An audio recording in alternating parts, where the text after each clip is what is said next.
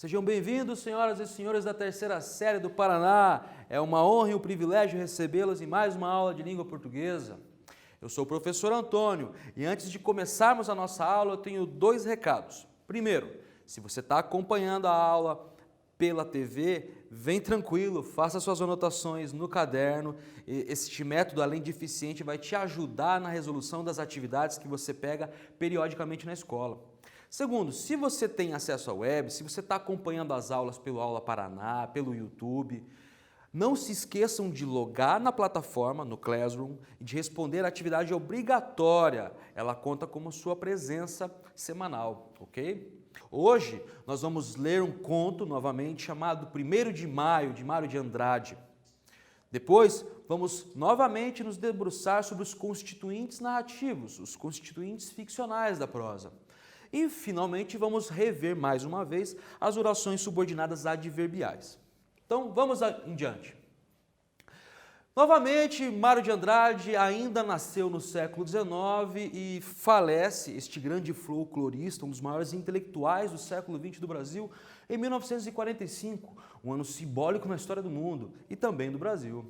Trouxe uma epígrafe que vai guiar vocês para tentar entender a poética deste autor, que também era um poeta. Minha obra toda badala assim, brasileiros, chegou a hora de realizar o Brasil. Isso é uma carta pessoal dele, dirigida a Manuel Bandeira, em 1924. Essa ilustração que vocês estão vendo aí, na verdade, é uma tela da Anita Malfatti, de 1921, 1922. Observem a estilização dos traços, é o próprio Mário de Andrade. Vamos ao nosso conto? Vamos então. No grande dia 1º de maio, não eram bem 6 horas e já o 35 pulara da cama, afobado. Estava bem disposto, até alegre, ele bem afirmara aos companheiros da Estação da Luz que queria celebrar e havia de celebrar. Os outros carregadores mais idosos meio que tinham caçoado do bobo, viesse trabalhar que era melhor, trabalho deles não tinha feriado. Mas o 35 retrucava com altivez que não carregava mala de ninguém, havia de celebrar o dia deles e agora tinha o grande dia pela frente. Dia dele. Primeiro quis tomar um banho para ficar bem digno de existir. A água estava gelada, ridente, celebrando e abrira um sol enorme e frio lá fora. Depois fez a barba. Barba era aquela penuginha meio loura, mas foi assim mesmo buscar a navalha dos sábados, herdada do pai, e se barbeou. Foi se barbeando. Nu só da cintura para cima por causa da mamãe ali, de vez em quando a distância mais aberta do espelhinho refletia os músculos violentos dele, desenvolvidos desarmoniosamente nos braços, na peitaria, no cangote, pelo esforço cotidiano de carregar peso. O 35 tinha um ar glorioso e estúpido, porém ele se agradava daqueles músculos intempestivos, fazendo a barba. Primeira questão para vocês, gente, preliminar, jogo rápido. Observe os 2 primeiros períodos inaugurais do conto. No grande dia 1º de maio, não eram bem 6 horas e já o 35 pulara da cama afobado. Estava bem disposto, até alegre, ele bem afirmara aos companheiros da Estação da Luz que queria celebrar e havia de celebrar. É correto afirmar que o narrador é, letra A, em primeira pessoa, letra B, em terceira pessoa. Lembrem-se sempre, toda narrativa tem um narrador, em primeira ou terceira pessoa. Qual guia esta narrativa? Respondam aí que eu já volto.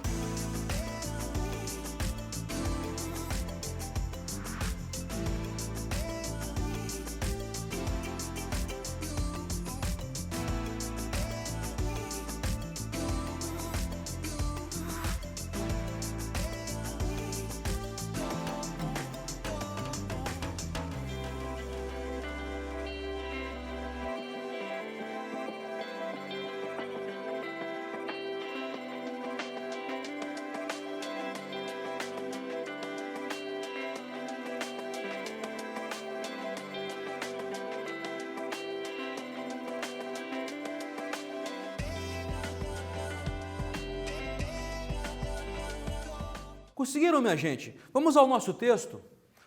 Observem os 2 primeiros períodos inaugurais do conto e responda: que narrador é este, em primeira ou terceira pessoa? Novamente, como o último conto, em terceira pessoa.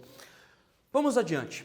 O que você acha? A partir da sua leitura do fragmento, o mesmo fragmento, responda as questões. Letra A. Por que o personagem se chama 35? Letra B. O dia 1º de maio é um dia de celebração? Letra C. Qual a crítica implícita na nominalização numérica do personagem? Explique. Observem por que o personagem tem um nome com um número. Por quê? Respondam aí que eu já volto com vocês explicando o conteúdo.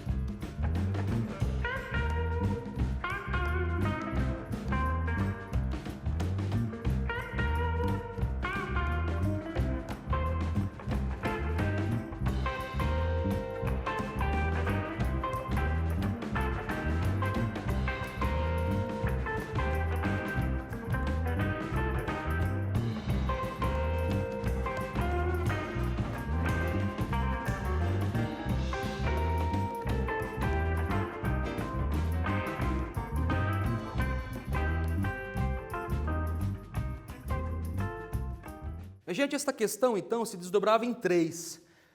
Por que o personagem se chama 35? O dia 1º de maio é um dia de celebração?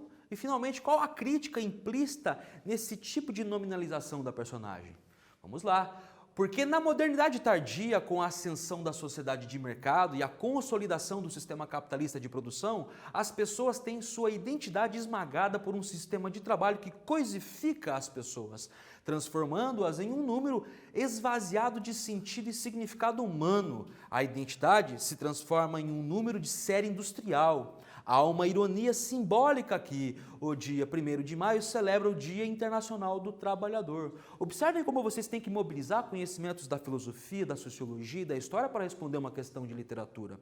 Tudo isso faz parte desta experiência de mergulhar em um texto literário. Então vamos continuar a nossa leitura.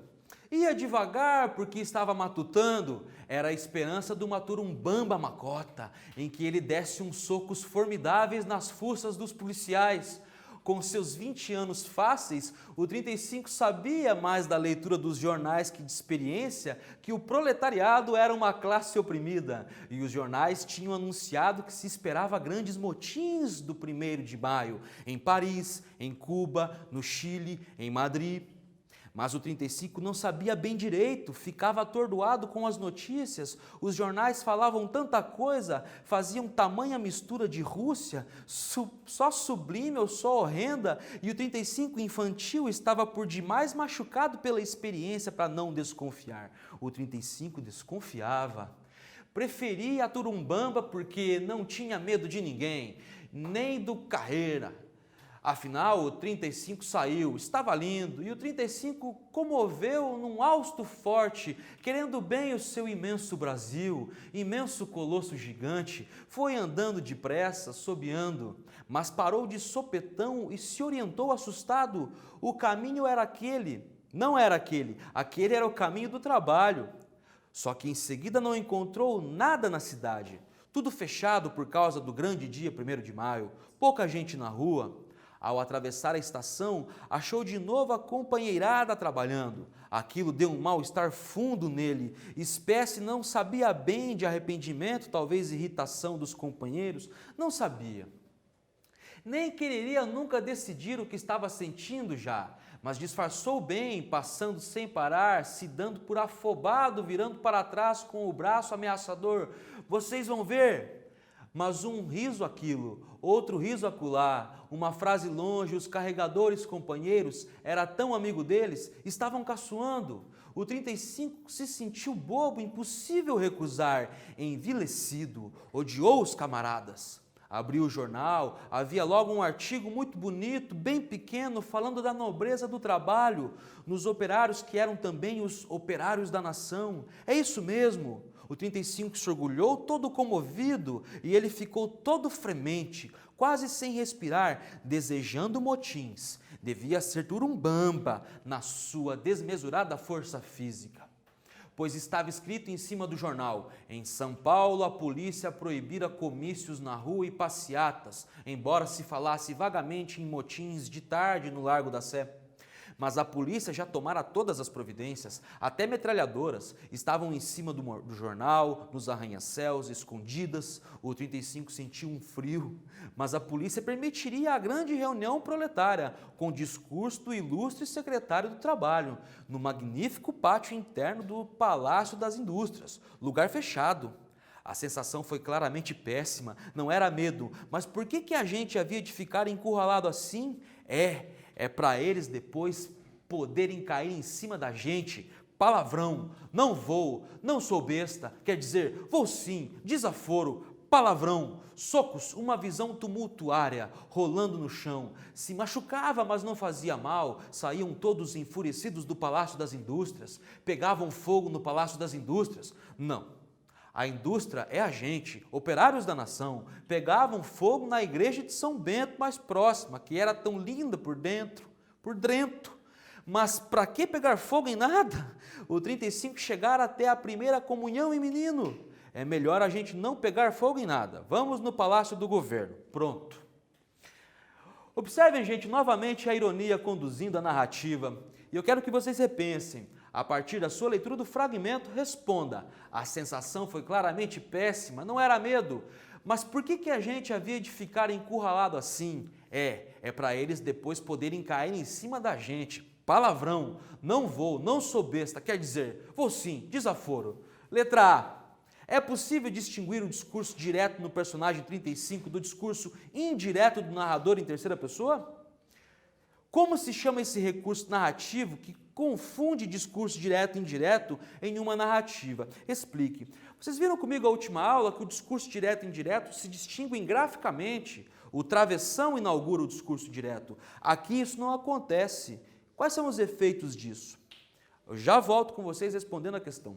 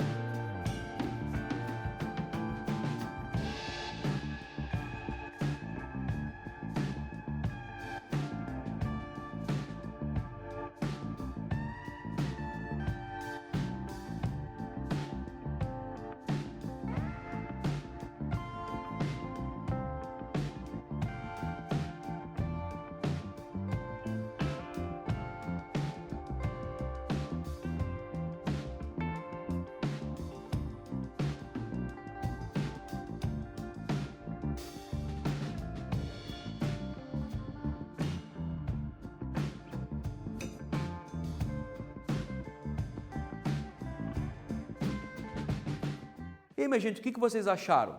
Vamos juntos, então?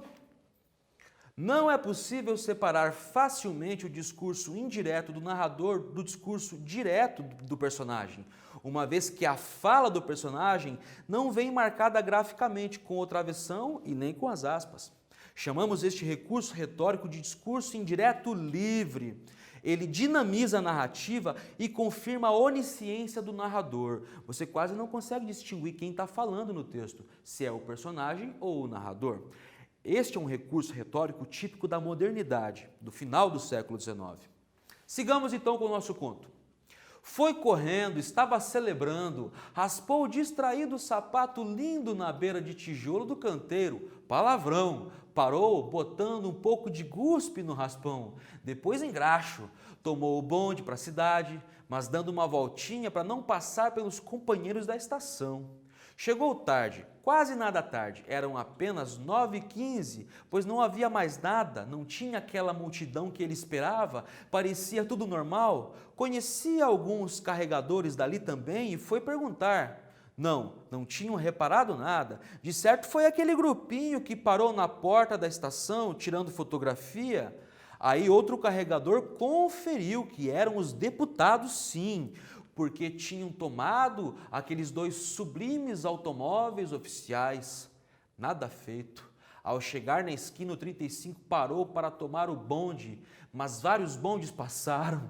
Era apenas um moço bem vestidinho, de certo à procura de emprego por aí, olhando a rua, mas de repente sentiu fome e se reachou. Havia por dentro dele um desabalar neblinoso de ilusões, de entusiasmo e uns raios fortes de remorso. Estava tão desagradável, estava quase infeliz. Mas como perceber tudo isso se ele precisava não perceber? O 35 percebeu que era fome. Não eram bem 13 horas e já o 35 desembocava no Parque Pedro II outra vez, à vista do Palácio das Indústrias. Estava inquieto, mas modorrento. Que diabo de sol pesado que acaba com a gente? Era por causa do sol. Não podia mais recusar o estado de infelicidade, a solidão enorme, sentida com vigor. Por sinal que o parque já se mexia bem agitado. Dezenas de operários se via, eram operários endomingados, vagueavam por ali, indecisos. Ar de quem não quer. Então, nas proximidades do palácio, os grupos se apinhavam, conversando baixo com melancolia de conspiração. Polícias por todo lado. O 35 topou com o 486, grilo quase amigo, que policiava na Estação da Luz. O 486 achara jeito de não trabalhar aquele dia porque se pensava anarquista, mas no fundo era covarde. Conversaram um pouco de entusiasmo, ser mostradeiro, um pouco de 1º de maio, um pouco de motim. O 486 era muito valentão de boca, o 35 pensou. Pararam bem na frente do Palácio das Indústrias, que fagulhava de gente nas sacadas. Se via que não eram operários, de certos deputados trabalhistas. Havia até moças, se via que eram distintas, todas olhando para o lado do parque onde eles estavam. Mas foi só quando aqueles 3 homens bem vestidos se via que não eram operários, se dirigindo aos grupos vagueantes, falaram para que, em voz alta, podem entrar, não tenham vergonha, podem entrar. Com voz de mandando assim na gente, o 35 sentiu medo franco. Entrar ele fez como os outros operários. Era impossível assim soltos, desobedecer aos 3 homens bem vestidos, com voz mandando, se via que não eram operários. Foram todos obedecendo, se aproximando das escadarias, mas o maior número longe da vista dos 3 homens. Torcia caminho, iam se espalhar pelas outras alamedas do parque, mais longe. Esses movimentos coletivos de recusa acordaram a covardia do 35. Não era medo, que ele se sentia fortíssimo, era pânico. Era um puxar unânime, uma fraternidade, era carícia dolorosa por todos aqueles companheiros fortes, tão fracos que estavam ali também para celebrar? O 35 não sabia mais para quê. Vamos lá, minha gente, refinando a nossa leitura. Releia o trecho, né? E responda com suas palavras. Letra A. O conto é um gênero que se caracteriza pela presença de apenas um núcleo narrativo, que se organiza ao redor de um conflito. A partir de qual conflito temos o conto? Qual a relação desse conflito com a palavra turumbamba? Repensem aí, eu sei que este vocábulo não faz parte do léxico de vocês, mas o contexto explica. Repensem aí que eu já volto comentando o gabarito.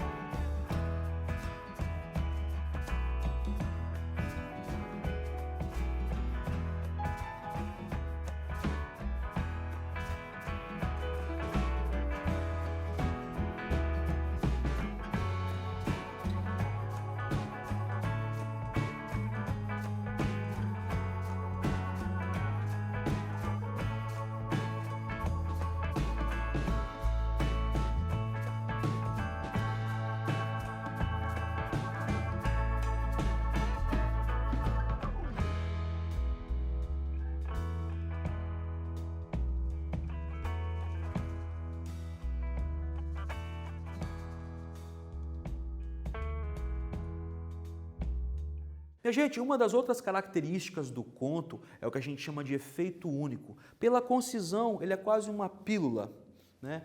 Então, quais são a resposta? Qual é a resposta? O conflito que se esboça ao longo de toda a narrativa é a ansiedade do 35 em encontrar uma manifestação no dia 1º de maio. A palavra turumbamba, que significa briga ou motim, é recorrente, ela aparece várias vezes ao longo do conto e demonstra o resultado esperado pelo personagem de um confronto entre manifestantes e as forças policiais. Contudo, o confronto não se realiza. Este procedimento é muito comum no conto moderno. A tensão é intensificada, mas seu clímax é frustrado. A gente vai logo ver isso. Um quiz, jogo rápido para vocês. Qual opção a seguir exemplifica a onisciência seletiva do narrador? Preciso explicar um pouquinho melhor para vocês. Onisciência, vocês devem já saber, que é aquilo que tudo sabe, sabe de tudo. Ele é onisciente, né? Seletivo por quê? Porque ele está junto, o narrador está junto, acompanhando, o seu foco é o 35, a personagem principal, o protagonista, né? Então, qual opção a seguir exemplifica essa onisciência seletiva? Letra A. Desde que te ajudo, chegou ao 35. Letra B, não era medo, mas por que a gente havia de ficar encurralado assim? É para eles depois poderem cair em cima da gente. Palavrão, não vou, não sou besta, quer dizer, vou sim, desaforo. Pensem aí, releiam os enunciados, que eu já volto explicando um pouquinho mais para vocês.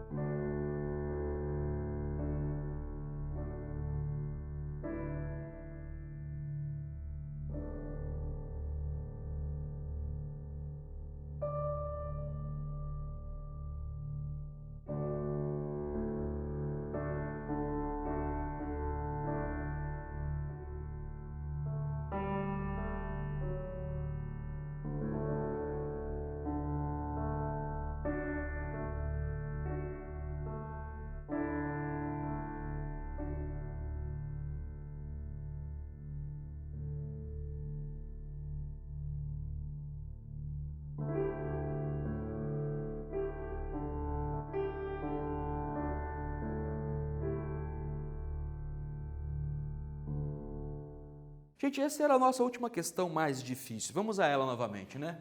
Qual então das opções exemplifica a onisciência seletiva do narrador? É a letra B. Observem que aqui eu não consigo distinguir quem pensa, quem fala, se é o narrador, se é a personagem. Não há nenhuma marca gráfica indicando quem está falando, porque as vozes se misturam, né? O conto moderno, ele é assim, ele é polifônico, ele é invadido por várias vozes, inclusive algumas sociais. A gente vê isso claramente nesse texto. Vamos seguir.